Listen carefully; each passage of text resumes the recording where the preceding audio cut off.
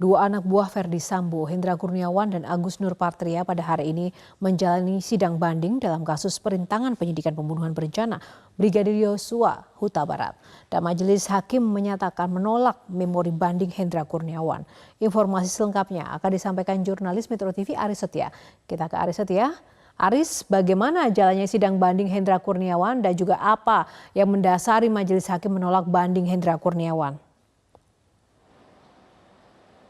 Ya, Yohana, dari pantauan kami sampai dengan saat ini terkait dengan agenda sidang putusan banding terhadap dua anak buah Verdi Sambo, yaitu Hendra Kurniawan serta Agus Nurpatria masih terus berlangsung.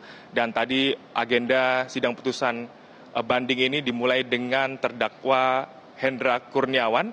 Dari pantauan kami bahwa terdakwa Hendra Kurniawan ini tidak hadir di Pengadilan Tinggi DKI Jakarta karena memang sesuai dengan informasi yang kami terima bahwa tidak ada kewajiban dari terdakwa ini untuk hadir dalam persidangan kali ini. Dan sebagai gantinya juga persidangan ini ditayangkan secara terbuka untuk umum dan bisa disaksikan di link YouTube dari Pengadilan Tinggi DKI Jakarta.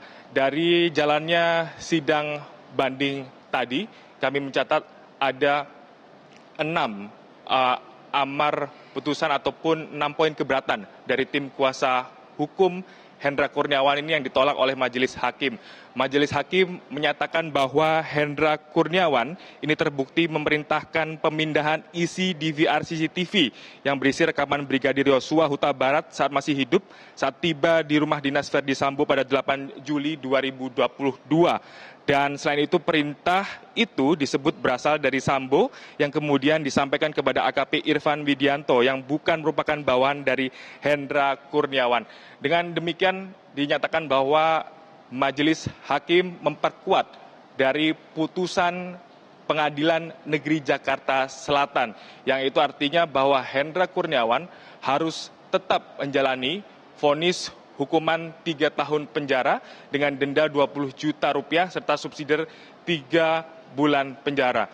Dan saya itu dapat kami sampaikan juga bahwa memang Hendra Kurniawan ini dinyatakan melanggar pasal 48, jungto pasal 32 Undang-Undang nomor 19 tahun 2016 tentang perubahan atas Undang-Undang nomor 11 tahun 2008 tentang ITE, jungto pasal 55 ayat 1 ke 1 KUHP.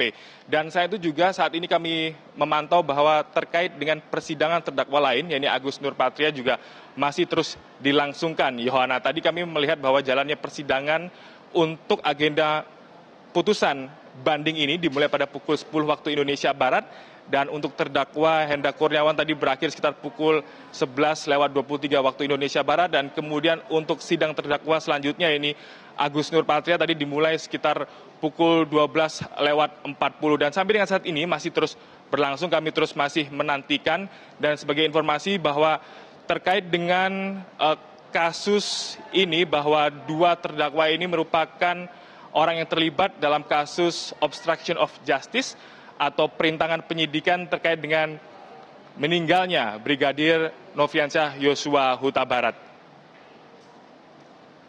Yohana. Ya, bagaimana dengan agenda putusan banding untuk Agus Nurpatria? Ya, terkait dengan sidang Agus Nurpatria sendiri saat ini masih terus berlangsung, dan kami tadi melihat bahwa sejumlah fakta-fakta persidangan yang sebelumnya telah dibacakan di Pengadilan Negeri Jakarta Selatan juga ikut dibacakan oleh majelis hakim pada hari ini.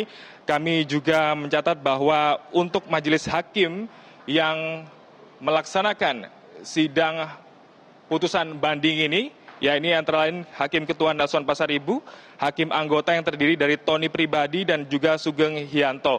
Untuk sidang putusan banding dari Hendra Kurniawan tadi, ini dipimpin langsung oleh Hakim Ketua Nelson Pasaribu, namun untuk sidang putusan banding dari Agus Nurpatria ini akan bertindak sebagai Hakim Ketua adalah Sugeng Hianto. Dan seperti yang kita ketahui bersama bahwa sebelumnya di Pengadilan Negeri Jakarta Selatan bahwa Agus Nurpatria ini telah divonis bersalah dan kemudian harus menjalani hukuman selama 2 tahun penjara dengan denda 20 juta rupiah serta subsidi kurungan 3 bulan.